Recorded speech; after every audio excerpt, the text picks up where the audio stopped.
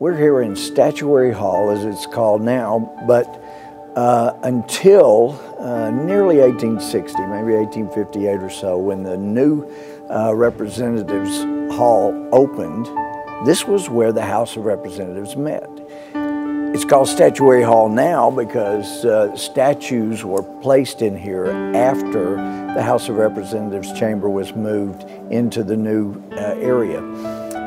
But there were even more statues than we have now initially, but there was concern that too much weight was in the room, so they were removed. But I want to take you back to when this was the House of Representatives. There were desks in here for each representative. But on Sundays, this became the largest non-denominational Christian church in Washington, D.C. area. We had non-denominational speakers.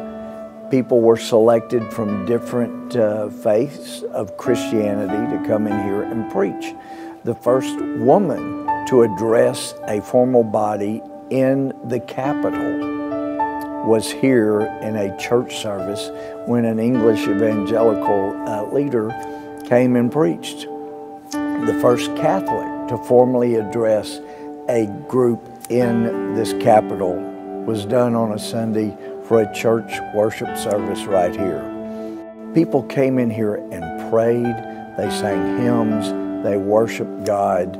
It was part of our history. Now, after the fire in 1814, there was a brief period where it was being repaired, but after the repair works, then church services resumed.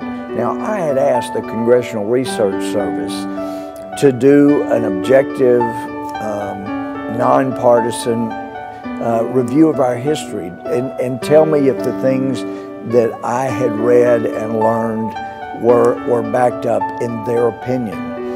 And when I got the report back, I glanced down and the first thing I saw was something like Madison didn't do this. And I thought Madison did come to church in here. But as I read the report, it talked about how President Thomas Jefferson, we're talking about the guy who coined the phrase separation of church and state, who said there should be a wall of separation between church and state. But it was to be a one-way wall where the state would not dictate to the church, but the church would certainly play a role in the state. And so President Thomas Jefferson had a little different idea of what separation of church and state meant when he used it in his letter to the Danbury Baptist, because President Thomas Jefferson came to church, a Christian worship service right here in Statuary Hall, as we call it now. On some occasions, Thomas Jefferson would bring the Marine Band to play hymns to accompany the worshipers as they sang hymns of praise and worship to God.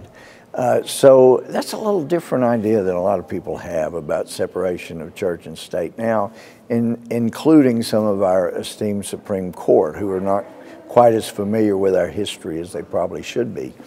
But then where Madison differed from Jefferson, the report revealed that Jefferson would normally ride a horse up Pennsylvania Avenue here to the House of Representatives for church, whereas Madison did something different. Madison normally rode in a coach drawn by horses instead of riding a single horse. That was the difference. Madison also came to church here. The guy who is given credit for writing more of the Constitution than anybody else should know what the Constitution meant. And he saw no problem with coming to a Christian worship service right here in Statuary Hall. No one in the country was forced to come to church. The state, the United States, the state government of the United States did not get to dictate what a church could or could not do. As long as it was voluntary, they saw nothing coercive or inappropriate about having church here.